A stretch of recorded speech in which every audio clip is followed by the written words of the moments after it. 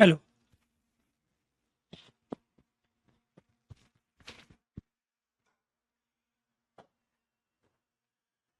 जी, नमस्कार साथियों। Good morning प्यारे दोस्तों। जय हिंद, वंदे मातरम, राधे राधे। आज की जो क्लास है उसमें टॉपिक चल रहा है हमारा विशेषण के भेद। और विशेषण के 4 भेदों में से 3 भेद हम कंप्लीट कर चुके हैं कल वाली क्लास में। विशेषण के भेद, विशेषण के 4 भेद होते हैं और इन 4 भेदों में से अगर आपको किसी भी तरह का कोई डाउट गुणवाची विशेषण में, गुणवाची विशेषण में अगर डाउट हो तो आप क्लियर कर सकते हैं, कमेंट बॉक्स में कमेंट करें। दूसरा, संख्यावाची विशेषण कल हमने कंप्लीट कराया, तमाम एग्जाम्पल देके इसको प्रूव करके दिखाया कि किस तरीके से हम निश्चित और अनिश्चित संख्या को पहचानेंगे दिए गए सेंटेंस में। परिमाणवाची विशेषण, विशेषण का तीसरा भेद। और लास्ट फोर्थ जो बचा हुआ है प्यारे दोस्तों, वो है सार्वनामिक विशेषण। सार्वनामिक विशेषण, सार्वनामिक विशेषण किससे बनेंगे? सार्वनामिक विशेषण सर्वनाम से बनेंगे, क्योंकि सर्वनाम में जब एक प्रत्यय लगाते हैं तो शब्द बनता है हमारा सार्वनामिक। क्लियर है? तो विशेषण के 4 भेदों में से आपके ये कंप्लीट हो चुके हैं। अगर इसमें किसी भी तरह का कोई डाउट है आपका, ये आज हमें कंप्लीट करना है। इसके बाद में फिर क्रिया वाले टॉपिक को पढ़ेंगे। तो यहाँ पर हमारा फोर्थ जो है वो है सार्वनामिक विशेषण। सार्वनामिक विशेषण। और ये जो शब्द बना है ये बना है सर्वनाम में एक प्रत्यय लगाने पर। जब सर्वनाम में एक प्रत्यय लगाते हैं तो पहले वाला जो ये ए है इसका आ में परिवर्तन हो जाता है, ये आपको ध्यान रखना है। ठीक है, तो यहाँ पर ये जो आ आया है वो इसी वजह से आया। ठीक है, इसके बाद जो विशेषण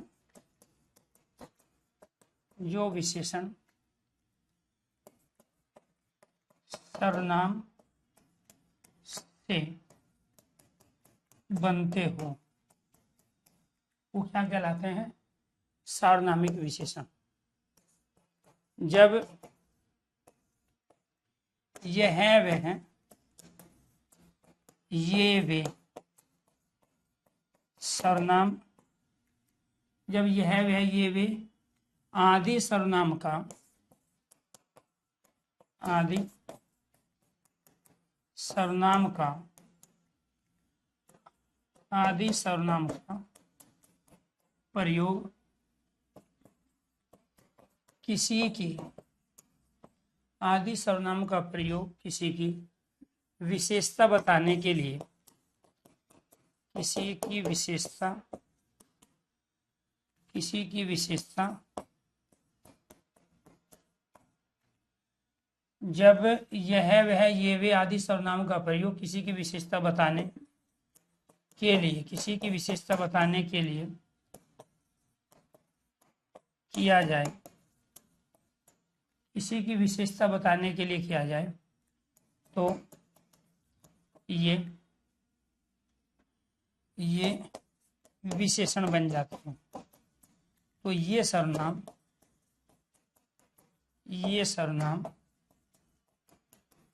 विशेषण बन जाते हैं। ये सर्वनाम विशेषण बन जाते हैं।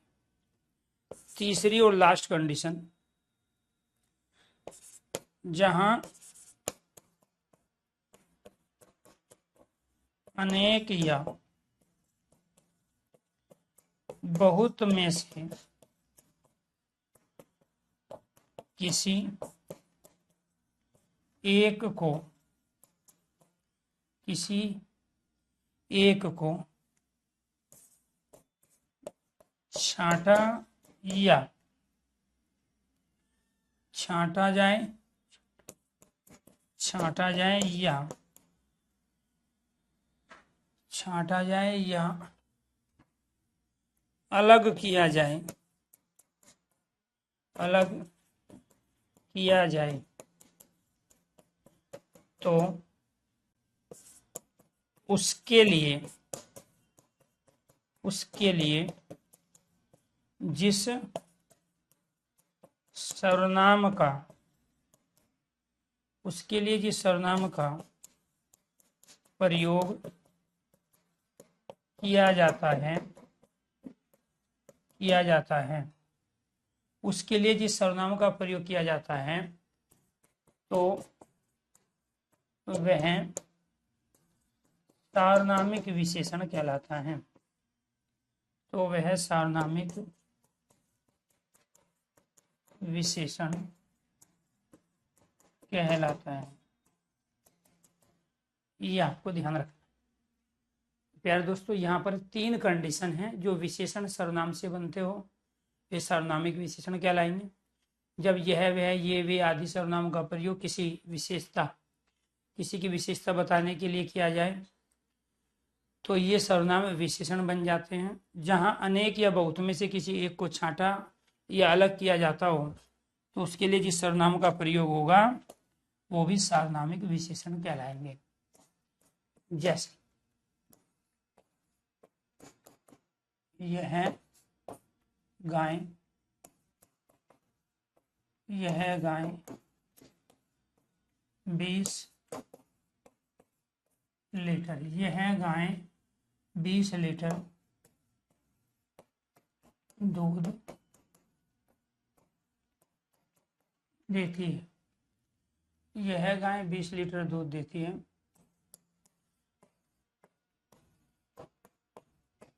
वह घोड़ा बहुत तेज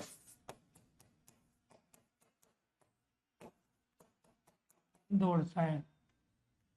वह घोड़ा बहुत तेज दौड़ता है।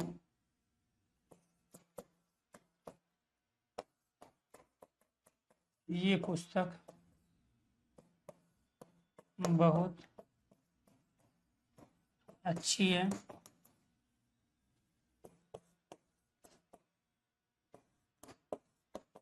वे लड़के चल खिलाड़ी हैं।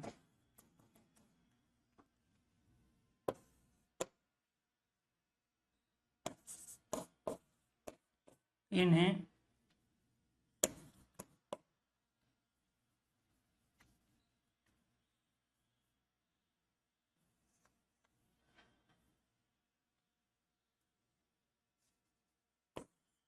वे इस पद के सबसे योग्य व्यक्ति, इस पद के सबसे योग्य व्यक्ति हैं। तो आपको ध्यान रखना साइंस की क्लास कब चलेगी, क्या बात है। देखो जी, ये बंदर वाली प्रवृत्ति ठीक नहीं होती है स्टूडेंट में, ठीक है। एक ही कमेंट को एक करो, हिंदी वाला टीचर कैसे बताएगा साइंस की क्लास कब चलेगी। हिंदी वाले टीचर को तो ये भी नहीं पता साइंस आपको कौन पढ़ाएगा, क्योंकि हमारे पास साइंस की बहुत सारी फैकल्टी है। तो यानी कि सर में दर्द है, जो है पैर पे पट्टी बांध रहे हैं, घुटने पे पट्टी बांध रहे हैं, इसी को कहते हैं कि ऐसी तरह के बच्चे को 4 से 5 साल लग जाती है तैयारी करते करते, क्योंकि सही डायरेक्शन में काम करता ही नहीं है। इसीलिए अहमद साहब, ठीक है, आप उचित स्थान पर अपनी बातों को रखो, ठीक है। आपने मेरे कहने से बैच नहीं खरीदा था, ठीक है, आपने कैरेबिल की तमाम टीम और मैनेजमेंट पर भरोसा किया था। तो इसलिए प्लीज आपसे रिक्वेस्ट है, जिस पर्पज से आपने बैच खरीदा था और जो भी उसका तरीका था उसी तरीके से पहुंच जाइए साइंस वाले टीचर के पास। प्लीज यहाँ इतने सारे कमेंट मत कीजिए, ठीक है। तो ये आपको ध्यान रखना है। तो हाँ, एक ही कमेंट को 1 बार करो, 3 बार करो, 50 बार करने से क्या फायदा, बाकी बच्चों के कमेंट भी नहीं आएंगे, ठीक है, इसलिए रिक्वेस्ट है जो भी चीज है हिंदी से रिलेटेड कोई आपको समस्या है, कोई दिक्कत है तो आप यहाँ पे रखिए। ठीक है, तो यह गाय 20 लीटर दूध देती है, तो इसका मतलब ये हुआ कि मेरे सामने 5 या 50 गायें हैं और उनमें से मैं किसी एक की ओर इशारा करके कह रहा हूं कि देखो ये वाली गाय है जो 20 लीटर दूध देती है। इसका मतलब यहां पर जो मैंने ये प्रयोग किया है ना, ये है, ये सर्वनाम नहीं है, ये यहां विशेषण है। ये क्या है? विशेषण। तो यहां आपको ध्यान रखना है, यह गाय 20 लीटर दूध देती है, तो इसमें से जो यह है ये क्या कहलाया? सार्वनामिक विशेषण। क्यों? हमने अनेक में से, बहुत में से किसी एक गाय को छांट लिया। वह घोड़ा बहुत तेज दौड़ता है, बहुत सारे घोड़े हैं सामने, उनमें से किसी एक घोड़े के ऊपर हाथ रख के कह रहे हैं कि ये वाला घोड़ा है जो रेस जीतता है, ये वाला घोड़ा है जो सबसे तेज दौड़ता है।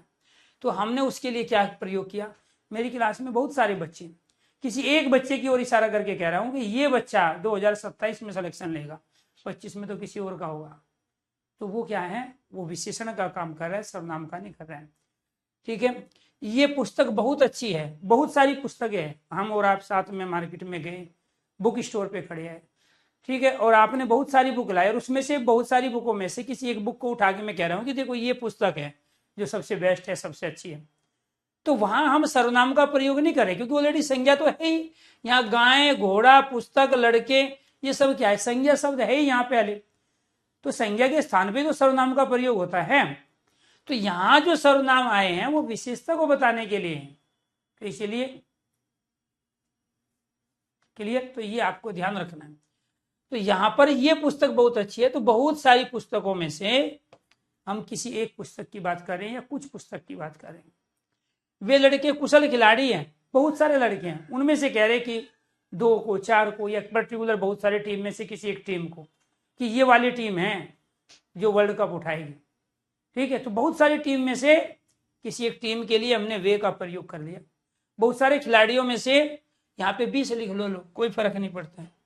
ये लो, एक बच्चे की चुल खत्म हो जाएगी भाई, ये लो।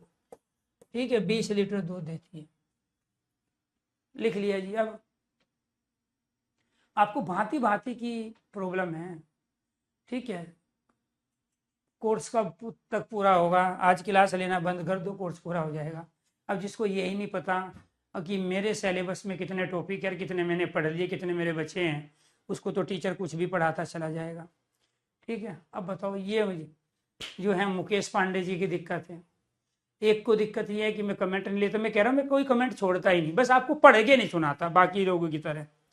ठीक है, क्योंकि मुझे ये पता है कि ये आपका कोर्स है, ये आपका सिलेबस है और इनमें से पेपर में चीजें आती है। आपके जो कमेंट हैं, ठीक है, वो कमेंट पढ़ के आपके सुनाने में जब कई हजार बच्चे एक साथ लाइव होते हैं, तो 1 घंटे की क्लास में अगर मैं 10 बच्चों को भी कमेंट पढ़ के सुनाऊंगा तो समझ लो 15 से 20 मिनट की अगर उनका सॉल्यूशन निकालने लगा चलती हुई क्लास में तो पूरा पीरियड गया। तो इसीलिए आप हर बच्चा अपने नजरिए से मत सोचा करो। ठीक है, मुझे सब बच्चों को साथ लेके चलना है, खासकर उनको जिनको सिलेक्शन लेना है 2025 में। ठीक है, जिनको 2027 में सिलेक्शन लेना उनको तो मैं और भी पढ़ाऊंगा बाद में। अब मोहित की अपनी दिक्कत है, देखो। ठीक है, डेली पीडीएफ चाहिए मोहित को, मजा ही नहीं आ रहा है उसको। ठीक है, क्या बात है, चलो ठीक है। हाँ, मैथ की रिकॉर्डिंग क्लास चाहिए, मतलब हिंदी की क्लास के अंतर्गत मैथ, साइंस, ठीक है, पीडीएफ कोर्स का पूरा होगा। हो सकता है, क्यों नहीं हो सकता, सारी चीजें हो सकती हैं। ठीक है, तो ये क्या है, मैं पढ़ रहा था अभी, एक बच्चा बोला था सर जी आप कमेंट नहीं लिए, मैं पढ़ के सुनाया आपको कमेंट। ठीक है, कुछ बच्चे तो बड़ाई कर रहे हैं, आप बेस्ट टीचर हो हिंदी के। ठीक है, कुछ बच्चे कह रहे हैं सर मैथ की क्लास, मैथ की पीडीएफ, कुछ बच्चे कह रहे हैं सर साइंस की क्लास कब होगी। अब इन कमेंट को पढ़ के सुना के मैं क्या करूं। ठीक है, तो यहाँ पे ध्यान रखना है, ये 3 स्टेटमेंट लिखी है हमारी, जो विशेषण सर्वनाम से बनते हैं, यानी कि सर्वनाम केवल सर्वनाम का काम नहीं करता है, सर्वनाम प्यार दोस्तों क्रिया का भी काम करता है। जैसे अपनापन, अपना क्या है? सर्वनाम है, और अपनापन क्या है? ठीक है, ये क्या बन गया आपका? ठीक, तो कहने का मतलब ये हुआ, तो ये अपनापन क्या है? भाववाचक संज्ञा। अपना सर्वनाम था, उसे संज्ञा बना लिया। अपनाना ये क्रिया बन गया, अपनाना ये क्रिया बन गया। अपनापन भाववाचक संज्ञा था, ये बना किससे? अपना। ठीक है, और अपना क्या है? सर्वनाम। अपनापन भाववाचक संज्ञा बन गया, सर्वनाम से अपनाना क्रिया बन गया, और यहाँ ये क्या बन गया? विशेषण। इसलिए आपको थोड़ा सा दिमाग को खोल के आगे बढ़ना है। इस सर्वनाम का प्रयोग केवल सर्वनाम की दृष्टि से नहीं किया जाता, सर्वनाम से संज्ञा शब्द भी बनते हैं, खासकर भाववाचक संज्ञा। ठीक है, जैसे मम सर्वनाम है, तो इसी मम सर्वनाम से इसमें ता लगा देंगे तो क्या बन जाएगा? ममता भाववाचक संज्ञा बन गया। मम मतलब मेरा। क्लियर? तो इसीलिए यहां आज हम जो प्रयोग कर रहे हैं सर्वनाम का, वो विशेषण के रूप में कर रहे हैं, जहां अनेक या बहुत में से किसी एक को छांटा जाए, या उसको बेस्ट बताया जाए, या उसको निम्नतम बताया जाए, कमतर बताया जाए, या उसको अलग किया जाए, या उसमें किसी तरह से तुलना की जाए दूसरे से, तो उसके लिए जिस सर्वनाम का प्रयोग किया जाता है वह सार्वनामिक विशेषण कहलाता है। तो ये सारे क्या है? वह लड़के कुशल खिलाड़ी है, वे इस पद के सबसे योग्य व्यक्ति है। बहुत सारे लोग हैं, लेकिन ये किसी की एक की बात कर रहा है कि वो आदमी है इस पद के सबके योग्य। ठीक है, तो ये आपको ध्यान रखना है। तो क्या कहलाएंगे? सार्वनामिक विशेषण। अगर यहां तक चीजें क्लियर हो गई हो तो एक बार सारे स्टूडेंट ओके कीजिए, यस कीजिए। इसके बाद प्यारे दोस्तों, हम टॉपिक जो पढ़ रहे थे, ठीक है, वो पढ़ेंगे अभी क्रिया। विशेषण के बाद किसका नंबर आएगा? क्रिया का आएगा। ठीक है, तो क्रिया में क्या है जी? एक तो है रचना। ठीक है, रचना क्रम के आधार, रचना क्रम के आधार पर क्रिया के भेद, और वे भेद होते हैं दो। इनमें से एक भेद होता है प्यारे दोस्तों हमारा अकर्मक क्रिया। कौन सी क्रिया होती है? अकर्मक क्रिया। और दूसरा भेद क्या होता है? सकर्मक क्रिया। बहुत क्वेश्चन पूछे जाते हैं, ऐसा कोई एग्जाम ही नहीं है जिसमें यहाँ से क्वेश्चन ना पूछा जाए। इसके बाद दोस्तों हमारा दूसरा जो है क्रिया का भेद, वो है अर्थ या प्रयोग के, अर्थ या प्रयोग के, अर्थ या प्रयोग के आधार पर क्रिया के, अर्थ या प्रयोग के आधार पर क्रिया के भेद। और वो भेद कितने होते हैं? वो भेद होते हैं हमारे 8 से 10। ठीक है जी। अब इसके अंतर्गत कौन से 8 और कौन से 10 आएंगे? इसके अंदर एक आता है मूल क्रिया, जिसको हम धातु भी कहते हैं। दूसरा सामान्य क्रिया, तीसरा साधारण क्रिया, फोर्थ सहायक क्रिया,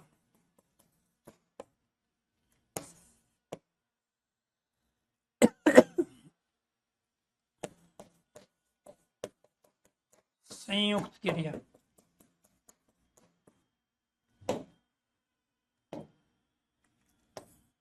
सिक्स पूर्वकालिक क्रिया। इन सब क्रियाओं के बारे में हम पढ़ेंगे। प्रेरणार्थक क्रिया, 8वां द्विकर्मक क्रिया, 9वां नाम धातु क्रिया, और 10वां क्रियार्थक संज्ञा। देखो बहुत सारे बच्चे ना आप अपने तरीके से पढ़ना चाहते हैं।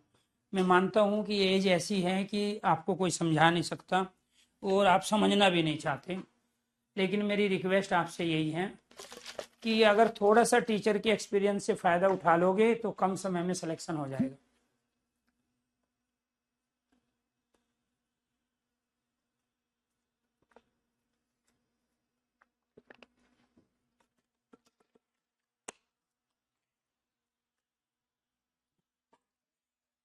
तो प्यारे दोस्तों, मैंने कल भी आप लोगों को समझाने की कोशिश की थी थोड़ी, ठीक है। आप में से बहुत सारे बच्चे उस चीज़ को समझ भी गए हैं, कुछ बच्चे हैं जो समय के साथ समझे, क्योंकि समय होता है बलवान। तो जिनकी चीज़ शुरू में समझ में नहीं आती है, जो अपने दिमाग से चलते हैं और दूसरे को ये सोचते हैं कि शायद इनका अनुभव ज़्यादा नहीं रहा होगा, या दूसरे को थोड़ा हल्के में लेते हैं, तो समय जब करवटें बदलता है तो चीज़ें अपने आप समझ में आ जाती है कि मेरे से गलती कहाँ हुई। ठीक है, काश मैं ये पहले जाग जाता, ये काम मैं पहले कर लेता, तो आज ये नौबत ना आती। मैंने अभी भी आपको कहा ये तमाम पीडीएफ, क्लास नोट्स, ठीक है, मॉक टेस्ट, इसके बाद में प्यारे दोस्तों ई बुक सारी मैं प्रोवाइड कराऊंगा। बहुत सारे बच्चों को दूसरे बैचों में मैं करा चुका हूँ, लेकिन मेरी रिक्वेस्ट आपसे ये है कि अगर आप इस कॉन्सेप्ट को क्लियर करके लॉजिकली, जैसे मैं पहले इनके बारे में बताता हूँ जितने क्वेश्चंस बनते हैं, फिर इनकी जो है थ्योरी के रूप में इनको समझाता हूँ, फिर इनके एग्जाम्पल देके उनको प्रूफ करता हूँ। अगर आप इतना भी काम कर गए तो मैं सच्चाई के साथ कह रहा हूं कि आपको कहीं भी कुछ भी करने की आवश्यकता नहीं है, क्योंकि जिस दिन आपका कॉन्सेप्ट क्लियर होगा ना किसी चीज का, तो आप प्रैक्टिस मत कीजिए, आप मॉक टेस्ट भी मत लगाइए। दिक्कत इस समस्या ये होती है, बहुत सारे बच्चे प्रैक्टिस के माध्यम से, मॉक टेस्ट के माध्यम से, टेस्ट सीरीज के माध्यम से थ्योरी तैयार करते हैं, और वो सिलेक्शन लेने का तरीका बिल्कुल नहीं है। वो तो ये देखना होता है कि जब हमने 1 महीने पहले, 4 महीने पहले कोई कोर्स कंप्लीट किया है और आपने समझ लिया कि मेरा ये सारा कोर्स कंप्लीट है और मैं इसमें से क्वेश्चन बना पाता हूँ, जब हमने प्रैक्टिस करना शुरू किया, मॉक टेस्ट लगाने शुरू किए, तो फिर वहाँ क्वेश्चन गलत हो रहे हैं। तो इसका मतलब क्या था, वो गलत इसलिए हुए हैं कि या तो वो पढ़ाया नहीं गया है, ठीक है, या फिर आपने वो पढ़ा नहीं है, समझा नहीं। तो इसीलिए रिक्वेस्ट है, सारी चीज़ों का समय होता है और समय के साथ साथ ये सारी चीज़ें आपको मिलेगी, ठीक है। अभी जो सबसे ज़्यादा जोर देना है आपको इन चीज़ों पे देना है। हो सकता है आपके पास काफ़ी समय हो, काफ़ी टाइम हो, और आप इन सारी चीज़ों को एक साथ करना चाहते हो, लेकिन वो भी तरीका ठीक नहीं है, क्योंकि उनमें चीज़ों को आप रट लोगे। देखो, अगर पीडीएफ से तैयारी होती, मॉक टेस्ट से तैयारी होती, तो ये बहुत सारे मॉक टेस्ट तो तमाम पब्लिकेशन ने निकाले हुए हैं, बहुत सारी जो किताबें हैं वो निकाली हुई है। तो किताब और पीडीएफ अलग थोड़े ही है। अरे वो इलेक्ट्रॉनिक माध्यम है, किताब अपना हार्ड कॉपी के रूप में हो गया दूसरी चीज। तो जब किताब पढ़ के लोगों का सिलेक्शन नहीं हो रहा है, तभी तो उन्होंने बैच खरीदे, तभी तो टीचर के सानिध्य में आए, टीचर के संपर्क में आए। तो इसलिए उस चीज को समझो, भेड़ चाल का हिस्सा मत बनो, ठीक है। इसलिए यहाँ पर आपको क्या ध्यान रखना है, क्रिया के अंतर्गत रचना या कर्म के आधार पर क्रिया के दो भेद है। अगर वो रचना कहे तो भी और कर्म कहे तो भी, क्योंकि इसमें भी कर्म शब्द प्रयोग है, इसमें भी कर्म है। तो कर्म के आधार पर अकर्मक, सहकर्मक, जहां कर्म मौजूद नहीं है, ऑब्जेक्ट मौजूद नहीं है, वो अकर्मक, और जहां ऑब्जेक्ट मौजूद है उसको क्या कहते हैं, जहां कर्म मौजूद है वो सहकर्मक है, ठीक है। रचना के आधार पे भी यही है, लेकिन अर्थ या प्रयोग के आधार पे क्रिया के 8 या 10 भेद। तो अर्थ के आधार पे 8 भेद होते हैं। जब हम मूल क्रिया, जिसको हम धातु कहते हैं, और क्रियार्थक संज्ञा, इन दो को निकाल देते हैं, तो क्रिया के भेद बचते हैं अर्थ के आधार पे 8। लेकिन जब हम इन दोनों को शामिल कर लेते हैं, मूल क्रिया जिसको हम धातु कहते हैं और क्रियार्थक संज्ञा को शामिल कर लेते हैं, तब इनके भेद बन जाते हैं 10। यानी कि प्रयोग के आधार पर क्रिया के 10 भेद है और अर्थ के आधार पे क्रिया के 8 भेद है। अर्थ के आधार पे क्रिया का कौन सा भेद नहीं माना जाता, मूल क्रिया और क्रियार्थक संज्ञा। प्रयोग के आधार पे क्रिया के कितने भेद होते हैं, 10 भेद होते हैं। निम्नलिखित में से कौन सा अर्थ के आधार पे क्रिया का भेद नहीं है, ठीक है, प्रयोग के आधार पे क्रिया का भेद नहीं है, इनको छोड़ के जो भी आ जाए। तो ये क्वेश्चन थे आपके बेसिक। अब बात करेंगे हम यहाँ पर अकर्मक क्रिया की। किसकी बात करेंगे,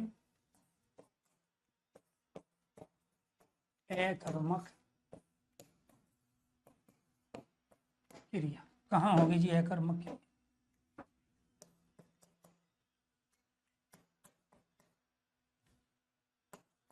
जिस क्रिया के लिए, जिस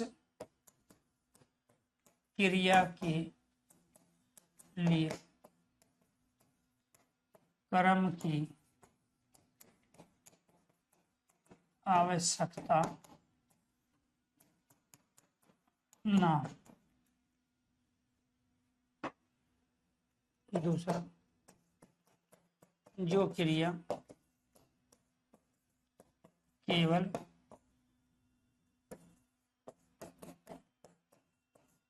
कर्ता पर, जो क्रिया केवल कर्ता पर निर्भर हो, जैसे रोना, हंसना, सोना, मुस्कुराना,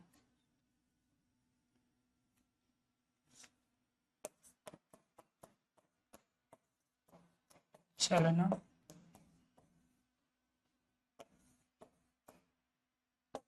उछलना, कूदना, ये सारी क्रियाएं किस पे डिपेंड है? कर्ता पे। इनके लिए क्रम की आवश्यकता है ही नहीं। अब मान के चलो मैंने एक क्रिया प्रयोग कर ली यहाँ पे खाना, तो खाने के लिए कोई ना कोई खाद्य पदार्थ चाहिएगा, कर्ता के साथ साथ कर्ता तो चाहिएगा खाने वाला। मैंने दूसरी क्रिया प्रयोग की पीना, पीने के लिए कोई ना कोई पेय पदार्थ चाहिए।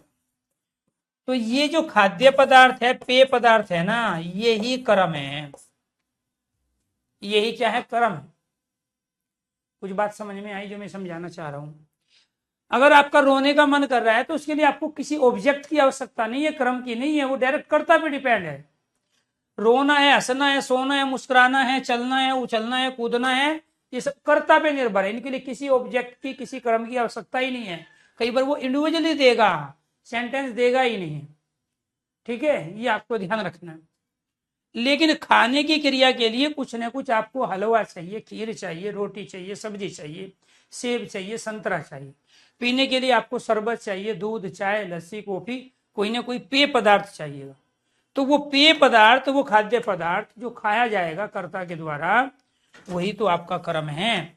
तो दोनों में अंतर क्या है? कई बार वो इंडिविजुअली केवल क्रिया शब्द का प्रयोग करेगा, पूछेगा इनमें से कौन सा जो है अकर्मक क्रिया के अंतर्गत आता है, कौन सा सकर्मक क्रिया के अंदर। कुछ बात समझ में आई? तो जिस क्रिया के लिए कर्म की आवश्यकता ना हो, जो क्रिया केवल कर्ता पर निर्भर हो, वो क्या कहलाती है? अकर्मक क्रिया कहलाती है। और ये जो क्रिया है, ये दोनों की दोनों, ये आपकी सकर्मक क्रिया, ये सकर्म, इसमें कर्ता के साथ साथ आपको कर्म की आवश्यकता पड़ रही है। इसके बाद तीसरी कंडीशन, जिस क्रिया का लिंग वचन पुरुष, लिंग वचन पुरुष कर्ता के अनुसार हो,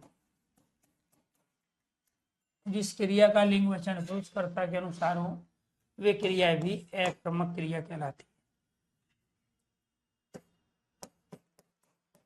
जिस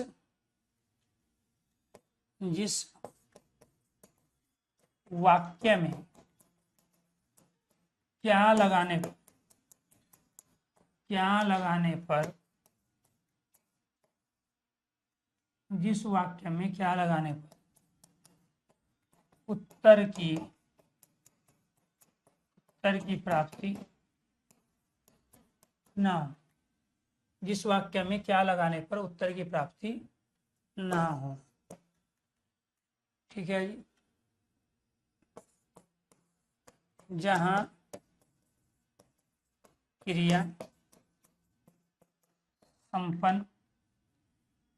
क्रिया संपन्न होती है, उसे आधार कहते हैं, कर्म नहीं। क्लियर?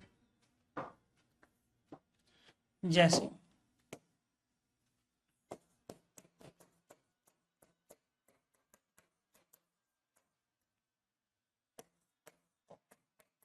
राम पढ़ता है, सीता गाती है, मोहन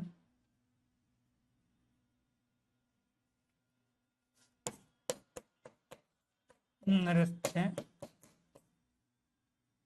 करता है।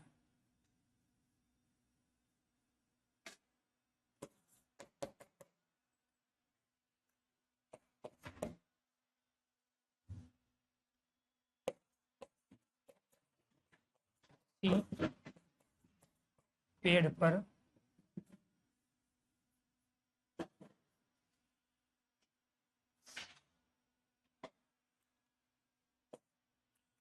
पक्षी आकाश में उड़ते हैं, मोर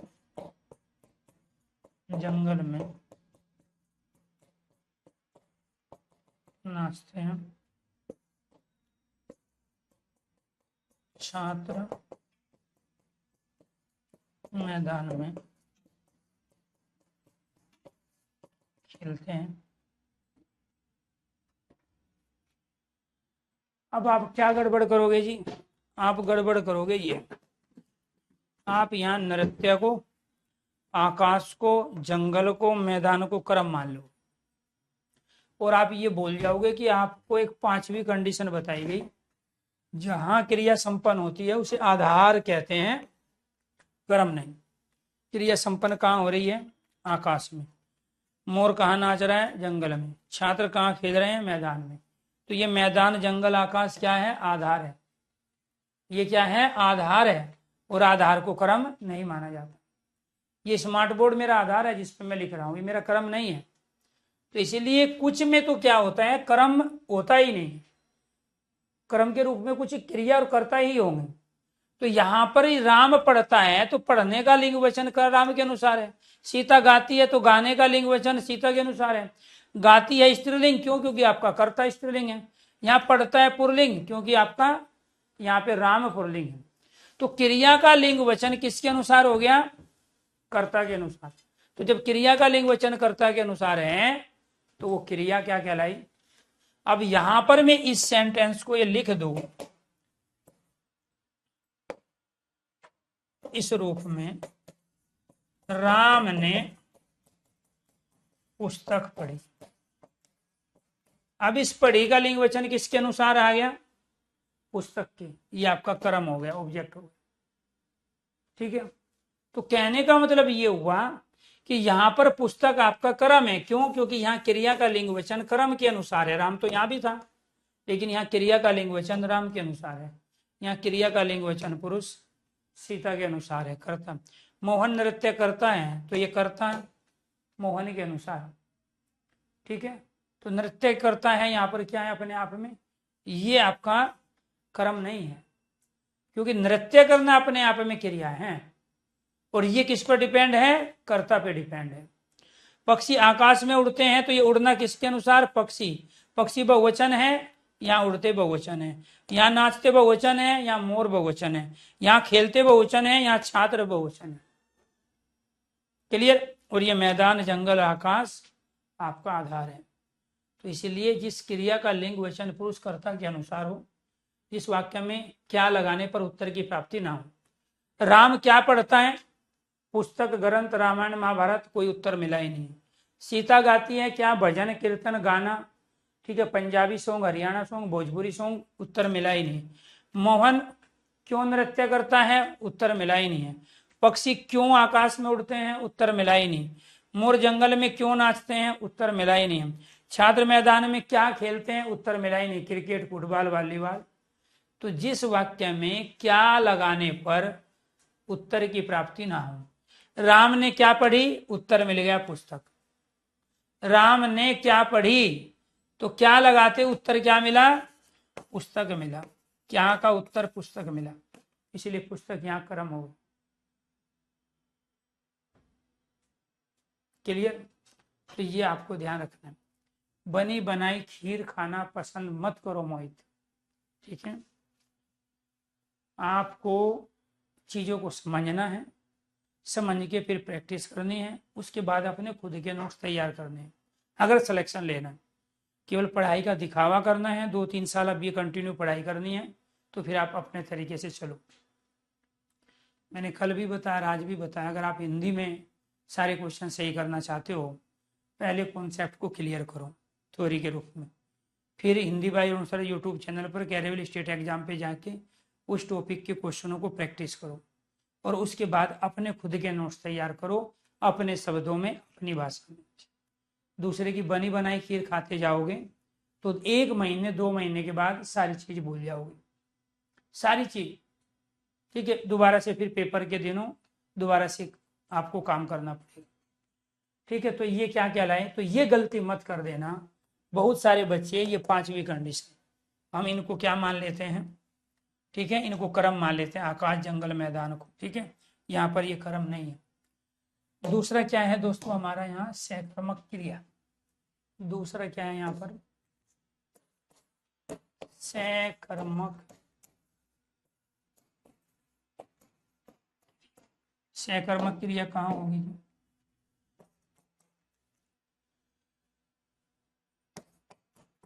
जो क्रिया कर्ता के होते हुए, कर्ता के होते हुए भी कर्म पर निर्भर हो।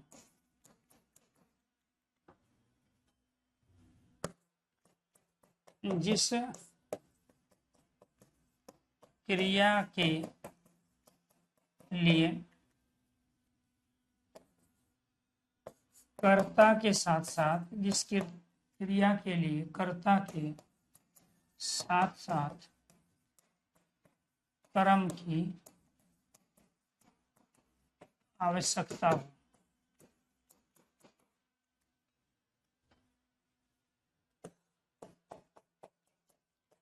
जिस वाक्य में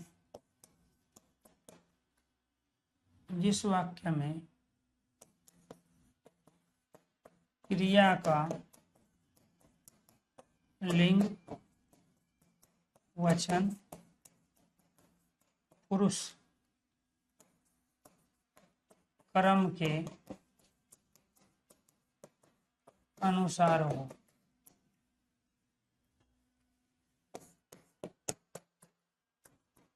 जहां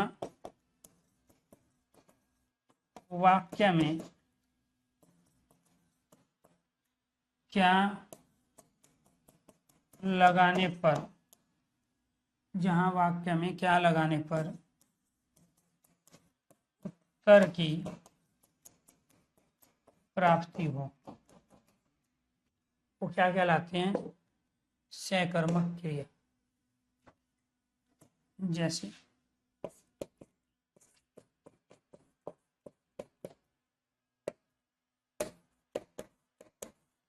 माली ने पके पके आम तोड़े।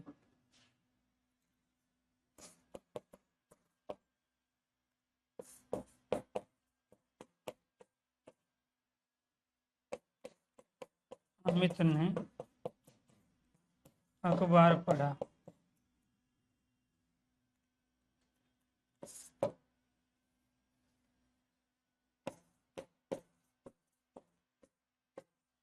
ड्राइवर बस चलाता है।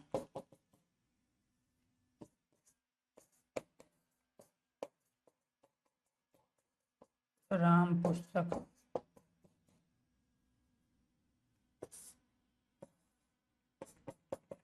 पढ़ता है।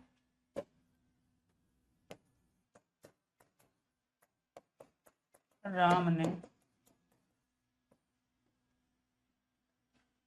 पुस्तक पढ़ी।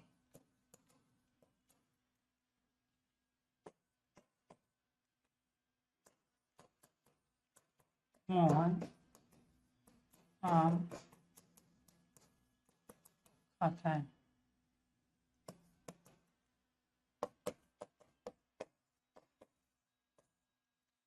शिक्षक ने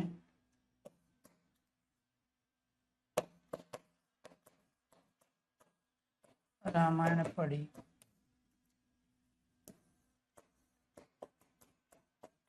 छात्र ने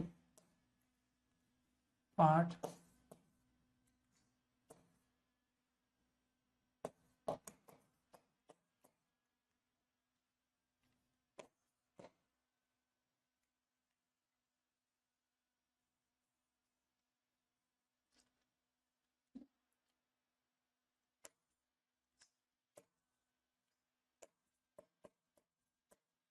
बच्चे आकाश में पतंग उड़ाते हैं। मोर जंगल में वर्षा के कारण नाचते हैं।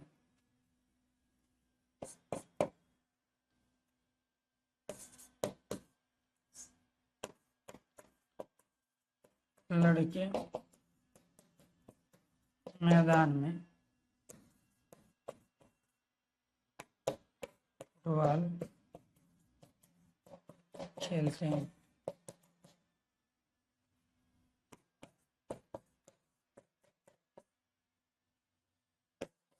पिता ने नृत्य किया।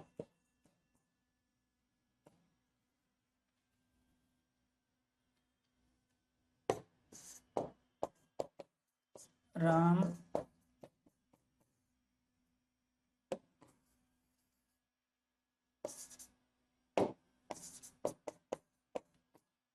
बंदर ने केले खाए। चलो जी समझो जी यहाँ पे क्या है। माली ने पके पके आम तोड़े तो तोड़ने का प्रभाव माली कर्ता पे नहीं पड़ेगा, तोड़ने का प्रभाव पड़ेगा पके पके आम पर। तो ये पके पके आम कर्म है। अमित ने अखबार पढ़ा तो यहां पर अखबार आपका कर्म है, क्योंकि इस पढ़े का प्रभाव अखबार पे, एक पेज पढ़ेगा, दो पेज पढ़ेगा, पेज पलटेगा। ड्राइवर बस चलाता है, ड्राइवर अपने स्थान पे बैठा है, चल बस रही है, तो बस आपका क्या है, कर्म है। चलने का प्रभाव, क्रिया का प्रभाव किस पे पड़ रहा है, कर्म पे, बस पे, अखबार पर, पके पके। राम पुस्तक पढ़ता है तो इसमें जो पढ़ता है इसका लिंग वचन राम के अनुसार है, लेकिन कर्म मौजूद है, इसलिए क्रिया सकर्मक हुई।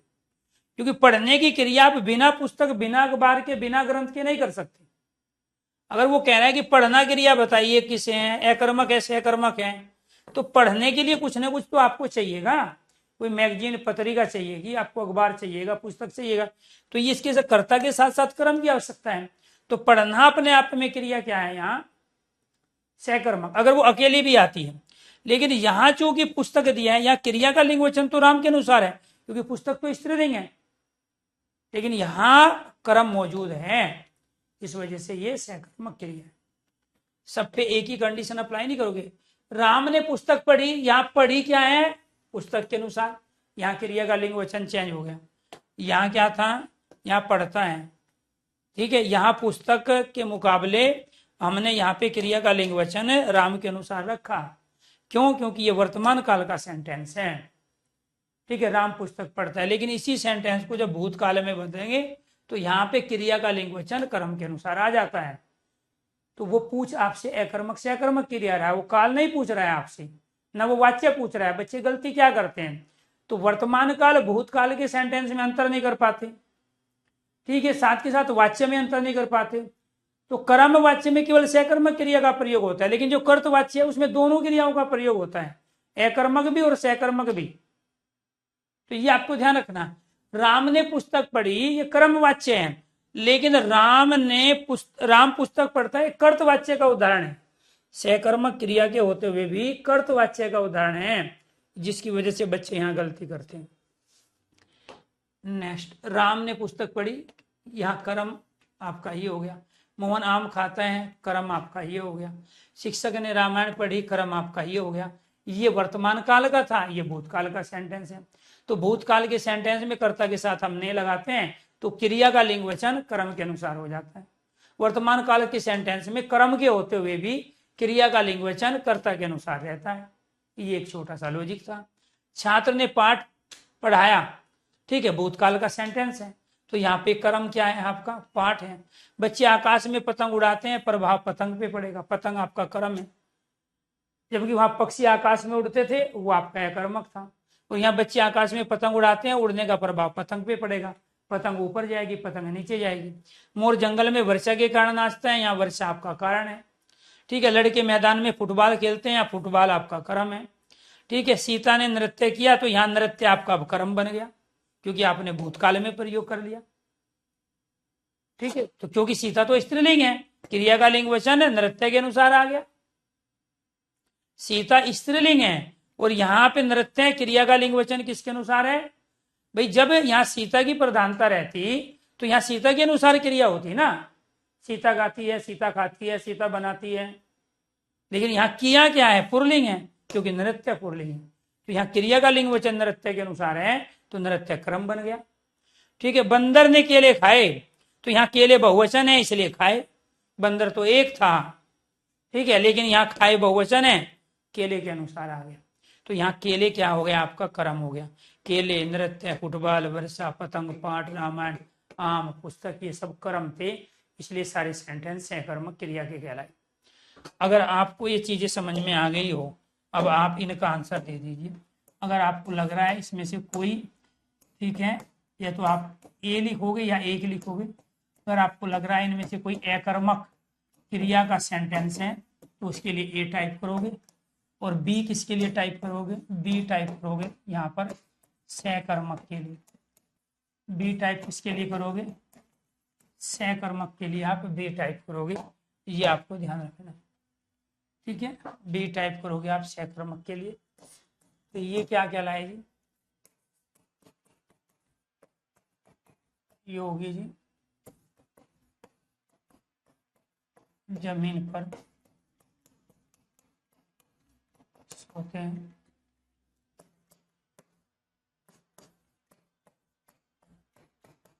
राहुल गांधी संसद में सोते हैं।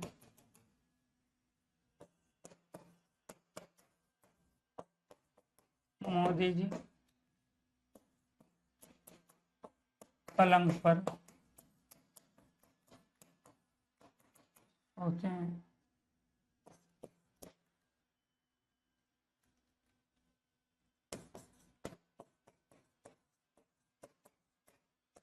केजरीवाल जी किसी को सोने नहीं देते।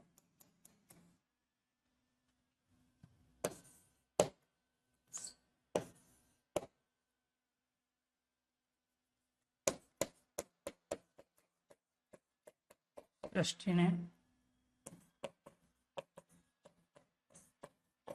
रामायण पढ़ी, देवेश महाभारत पढ़ता है। बताओ जी, इनमें से कौन सा सेंटेंस है जी? ठीक है, यहाँ पे प्यारे दोस्तों आपको ध्यान रखना है, जमीन, संसद, पलंग, ये तीनों के तीनों क्या है, आधार है। इसीलिए तीनों के तीनों सेंटेंस क्या है आपका, ए, अकर्मक क्रिया। केजरीवाल किसी को सोने नहीं देते, सोने का प्रभाव किस पे पड़ेगा, किसी पे। तो जरूरी नहीं वो संज्ञाई शब्द हो, हर बार कर्म, ठीक है, सर्वनाम भी हो सकता है। यहाँ किसी, रामायण और महाभारत, ये तीनों के तीनों सेंटेंस किसके हैं, ये तीनों के तीनों सेंटेंस हैं आपके सहकर्मक के। क्योंकि यहाँ पे किसी रामायण और महाभारत आपका कर्म है। यहाँ पे जमीन, संसद और पलंग क्या है प्यारे दोस्तों, आपका आधार है, इस पर वो क्रिया हो रही है। सोने का मजा यहाँ योगी जी ले रहे हैं, ये आपको ध्यान रखना है। यहाँ सोने का मजा राहुल गांधी ले रहे हैं, यहाँ सोने का मजा मोदी जी ले रहे हैं। तो क्रिया का प्रभाव कर्ता पे पड़ेगा। पलंग, संसद और जमीन अपनी जगह रहेगी, ना ठंडी होंगे सोने से, ना गर्म होंगे। क्लियर? तो इसीलिए आपको ध्यान रखना है, ये गलती आप नहीं करोगे। तो अकर्मक और सकर्मक क्रिया ये दोनों की दोनों अगर समझ में आ गई हो तो एक बार सारे स्टूडेंट ओके कीजिए, यस कीजिए। इसके बाद प्यारे दोस्तों हम जो दूसरी क्रियाएं पढ़ेंगे वो पढ़ेंगे फिर यहाँ पर अर्थ के आधार पर या प्रयोग के आधार पर क्रिया के भेद। तो इसको लेंगे कल वाली क्लास में, अगर सारी चीजें समझ में आ गई हो। ठीक है, अगर सारी चीजें समझ में आ गई हो तो एक बार सारे स्टूडेंट ओके कीजिए, यस कीजिए।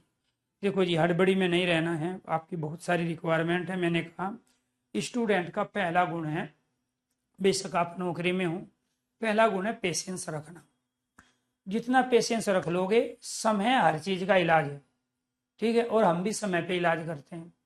तो इसीलिए हमें ये पता है कि इस तरीके से हमने लोगों को पढ़ा के लाखों की संख्या में अलग अलग डिपार्टमेंट में, अलग अलग राज्य में, सेंट्रल या स्टेट गवर्नमेंट में हम नौकरी दिला चुके हैं। और ये आपका सौभाग्य है कि आपको ज्यादातर उन लोगों से पढ़ने का अवसर मिला जो खुद अपने आप में कामयाब है और अनेक भर्तियों में सिलेक्शन ले चुके हैं, जॉब भी करने हैं। और बहुत सारे हमारे जो दूसरे साथी हैं उन्होंने जॉब को छोड़ दिया है। ठीक है, उसमें से राकेश सर हैं, वो भी पहले टीचर थे। ठीक है, अरुण सर हैं रीजनिंग वाले, वो भी पहले टीचर थे। बाकी जो हमारे टीचर साथी है दूसरे, उन्होंने बहुत बड़े एग्जाम निकाले हैं। किसी ने ज्वाइनिंग ली है, किसी ने ज्वाइनिंग लेके छोड़ दिया है, किसी ने 1-2 साल नौकरी की है, किसी ने छोड़ दिया। तो यानी कि जब आप मंजे हुए खिलाड़ियों से पढ़ रहे हो तो फिर आपको ज़्यादा स्मार्टनेस इधर नहीं लगानी है। स्मार्टनेस ये लगानी है कि आप 24 घंटे में से कितने घंटे आउट ऑफ सिलेबस रहते हो। जब आप 1 घंटे पढ़ाई करते हो तो आपके दिमाग में बहुत सारी चीज़ें चलती है, मुझे ये भी चाहिए, ये भी दे दो, ये भी दे दो, ये भी पढ़ा दो, ये भी पढ़ा दो। तब आप पेशेंस नहीं रख पा रहे हो, तब आपके अंदर एकाग्रता नहीं है। लेकिन जैसे ये क्लास खत्म होगी तो मैं 100% गारंटी के साथ कहता हूं आप लगातार 3 घंटे आउट ऑफ सिलेबस रहोगे, कोई मतलब ही नहीं। लेकिन जब टीचर सामने हो तो ये आपको ध्यान रखना है। ठीक है, जब टीचर सामने हो, देखो वहां क्रिया का लिंग बदल गया। मोहन नृत्य करता है तो करता है अपने आप में क्या पुल्लिंग है। ठीक है, तो वहां पर अपने आप में नृत्य करता है, उसको हमने क्या मान लिया, संयुक्त क्रिया मान लिया। उसको क्या माना, संयुक्त क्रिया। नृत्य करना, 1-2 क्रिया जब एक साथ आती है, एक साथ समाप्त होती है तो संयुक्त क्रिया कहलाती है। लेकिन वहां पर जब हम कह रहे हैं सीता ने नृत्य किया, तो वहां सीता तो स्त्रीलिंग है और किया क्या है, पुल्लिंग है, तो वो नृत्य के अनुसार आ गया। तो उस समय नृत्य ऑब्जेक्ट का काम कर गया, कर्म का काम कर गया। तो वो आपको ध्यान रखना है। ठीक है जी, चलो आज के लिए इतना ही, बाकी कल लेंगे हम इस वाले टॉपिक को। तो प्यारे दोस्तों, मैंने ये कहा कि आप ये सिलेबस पूरा होने दें, आपकी हर तरह की रिक्वायरमेंट यहाँ तक पूरी हो, यहाँ तक बढ़ जाओगे आप। ठीक है, अभी तो बहुत सारी चीज़ें आपको चाहिए, थोड़ा सा पेशेंस रखिए, तरीके से पढ़िए। ठीक है, बेहुदा तरीके से पढ़ोगे तो वो मेहनत की गई कभी कामयाब नहीं होगी, वो सफलता नहीं दिलाएगी। आप देखो ना, खुद गांव में बहुत सारे लोग काम करते हैं, हर आदमी खेती कर रहे हैं। अब किसी के खेत में ठीक ठाक फसल हो रही है, किसी में नहीं हो रही है, मेहनत बेचारे सब कर रहे हैं, पानी खाद सब दे रहे हैं। ठीक है, लेकिन सबका क्या तरीका अलग है। तो समय के साथ साथ आप तरीके को बदलो। ठीक है, तो ये आपको ध्यान रखना। तो इसीलिए बाकी चीजें कर लेंगे। धन्यवाद।